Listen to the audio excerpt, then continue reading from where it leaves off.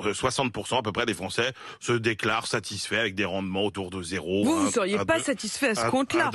Ils sont pas très rigoureux dans la préparation du coup de leur épargne, de leur retraite, de la suite. Sur la base d'une histoire incroyable d'une jeune femme qui s'appelle Rebecca, je vous propose 5 conseils pratiques pour bien épargner en 2023. Avec l'inflation, un pouvoir d'achat en berne, une augmentation des coûts de la santé, notamment chez nous en Suisse, des primes d'assurance maladie.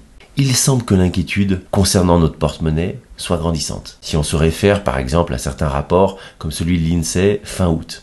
Après, vous avez le choix. Vous pouvez vous reposer sur les politiques et leurs promesses. Placez ainsi votre avenir entre leurs mains. Jean-Luc Mélenchon, candidat du pouvoir d'achat? Non, honnêtement, j'y crois pas. Si.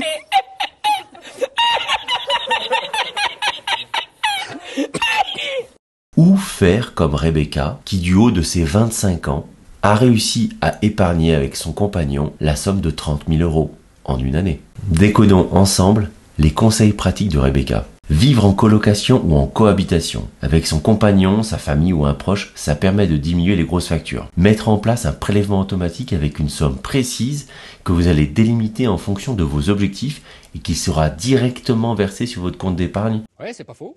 Vendre sa voiture, c'est le 3e conseil. En effet, ça impose de dépenses importantes et moi qui aime les bagnoles, je vais pas vous dire le contraire. Acheter d'occasion, ça veut dire acheter malin, privilégier les sites où on peut débusquer de bonnes affaires, comme par exemple Vinted ou Vinted pour les vêtements. À mon avis, le dernier conseil est le meilleur conseil. Payer en argent liquide. C'est un conseil que je pratique moi-même. Ça veut dire que quand vous payez avec votre carte de crédit, vous ne maîtrisez aucunement les flux financiers.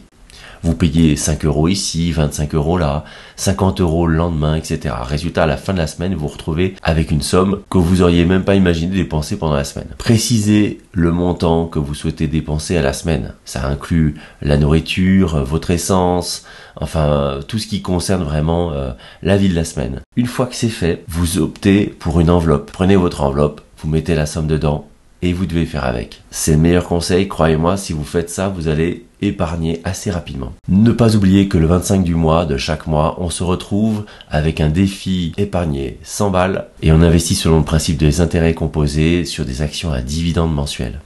Ciao, bye bye.